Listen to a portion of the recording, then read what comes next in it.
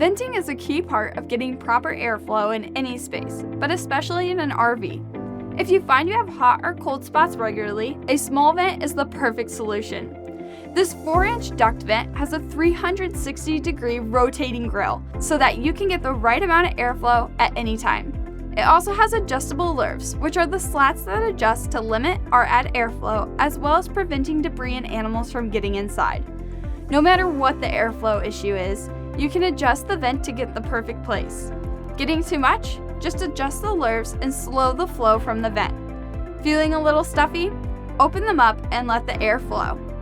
It's a low-profile vent, so it doesn't stick out super far from the wall, making it great for tight spaces that could really use a little extra airflow, or for a sleek little addition next to some seating without becoming a main feature of the area. It's easy to install, slotting right into the ducting hole and mounting to the wall with just 2 screws needed. This 4-inch duct vent is a great addition to your rig. It fits most standard 4-inch ducting. It comes in white or black options, so it can easily blend in with any RV interior. This vent is made of strong and durable plastic, making it perfect for RV travel. It will hold up to the rigors of the road and keep your air flowing just right.